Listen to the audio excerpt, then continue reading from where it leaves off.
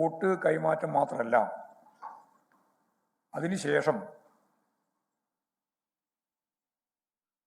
President ഭാരവാഹി തെരഞ്ഞെടുപ്പ് ഘട്ടത്തിലും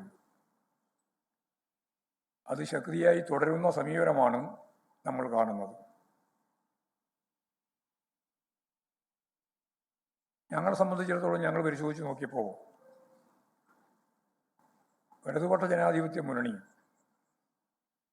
ഗവൺമെൻറ്റിൻ്റെ പ്രവർത്തനങ്ങൾ, പ്രത്യേകിച്ച് ഏറ്റവും അവസാനം ഒക്ടോബർ 29 മന്ത്രിസഭാ തീരുമാനങ്ങളെല്ലാം വെച്ച്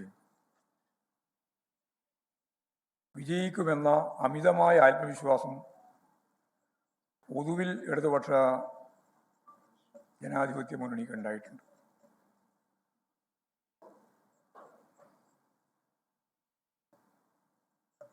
ചില പ്രദേശങ്ങളിൽ നിലനിന്ന, പ്രത്യേകിച്ചും നഗരമേഖലയിലുണ്ടായ സംഘടനാ ദൗർബല്യം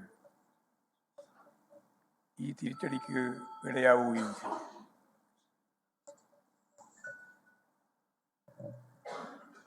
പ്രാദേശിക തലത്തിൽ പ്രവർത്തനങ്ങളിലുണ്ടായ ചില വീഴ്ചകളും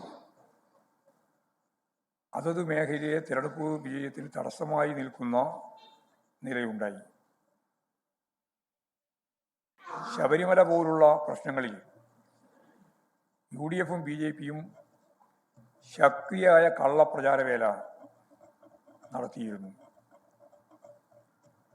ഇതുപയോഗിച്ച് വോട്ട് നേടാനുള്ള പരിശ്രമം അവർ നടത്തുകയുണ്ടായി.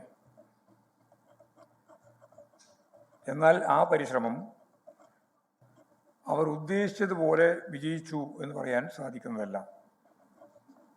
കണക്കുകൾ കാണിക്കുന്നത് അതാണ്.